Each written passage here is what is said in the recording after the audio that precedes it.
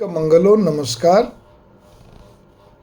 आप सभी गर्भवती स्त्रियों से मेरा अनुरोध है कि जब आप घर पे रहते हैं तब या आप बाहर जाते हैं, किसी भी तरह से आप उन चीज़ों पे अपनी नज़र ना गड़ाएं जो चीज़ क्या कहते हैं घृणास्पद हो, विभत्स हो, कोई डरावनी हो या कोई भी हो किसी भी तरह से।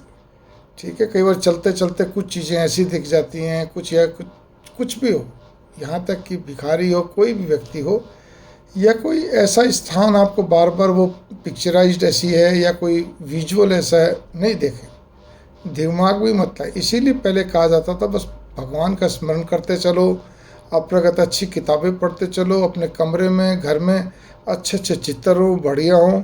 ठीक है ना, मैंने पहले भी इस पर क्या कहते हैं कई वीडियोज़ बना चुका हूँ, आप मेरी प्ले लिस्ट में गर्भ और गर्भावस्था में जाके देख सकते हैं। लेकिन एक और भी चीज़ है, कभी कभी क्या रहता है घर में भी कोई व्यक्ति इस टाइप का हो जाता है, जैसे मान लीजिए मंद बुद्धि है, ठीक है ना, या बहुत ज़्यादा क्या कहते हैं क्रोधी है या जिद्दी है या कोई अजीब हरकत करता है या अजीब एक्टिविटीज़ है या यूँ समझिए साइकिक है या किसी भी तरह से आप मान लीजिए, या हमेशा बीमार रहता है, डिप्रेशन में रहता है, ढीला ढाला रहता है। मैं इस कितने पॉइंट्स बोलूँ जितने एकदम से याद आ रहे, या घर में एक जोड़ा ऐसा जिसकी हमेशा लड़ाई चलती रहती है, वाद विवाद होता रहता है, या वाद विवाद भी ना हो लेकिन चुपचाप रहते हैं।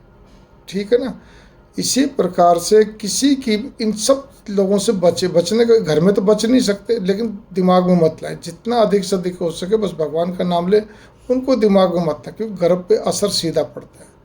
वो फिर नेगेटिविटी हमारे अंदर आती है, हमारे से गर्भ के अंदर जाती है।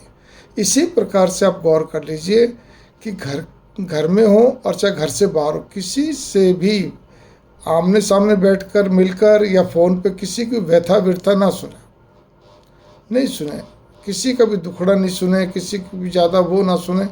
कोशिश करें, देखिए आप ऑफिशियल्स हैं, आपका बिजनेस है, बिजनेस के तो कुछ टॉक्स होती हैं, अलग बात है। आप प्रोफेशनल हैं, आप सर्विस वूमेन हैं, कोई दिक्कत नहीं है, लेकिन उसमें तो आपको सुननी पड़ेगी ना, आप जो भी हो। अब आज आप डॉक्टर हैं मान लीजिए, तो डॉक्टर को तो प्रॉब्लम मरीजों की सुननी पड़ेगी, तो वो तो उसका पेशा है। लेकिन उसके अलावा, ठीक है ना, अब वो आपकी चाहे बहन हो, भाई हो, पड़ोसी हो, यार दोस्त हो, कोई भी हो आपका, मतलब कहने रिश्तेदार हो, किसी की भी समस्या, हाँ मान लिया आप पहले उनकी क्या कहते हैं बातें सुनती थी, सब कुछ था, कुछ ना कुछ हल बताया करती है, वो अपने दिल की बात कह के हल्की होती हैं या हल्का होते हैं, लेकिन वो कोई अब मैं कहते गर्भवती हूँ, प्रेग्नेंट हूँ, अब मैं नहीं सुनूंगी जब तक।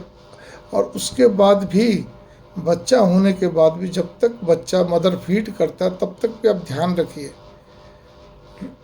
आजू बाजू के, मैंने कहा ना, किसी की भी आपको व्यथा व्यथा नहीं सुननी है।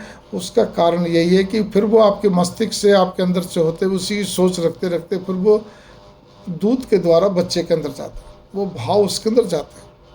तो ये तो हुई एक बात। और एक और भी चीज़ याद रख लीजिए, स्तनपान करवाते समय इस चीज़ का भी आप ध्यान रखना कि उस समय केवल भगवान का स्मरण होना चाहिए और कोई अच्छी सोच होनी चाहिए पॉजिटिव, अन्यथा कुछ नहीं होना चाहिए। इस बात पे आप गौर कर लीजिए, तो अच्छा रहेगा, बढ़िया रहेगा। मंगल कामना, नमस्कार।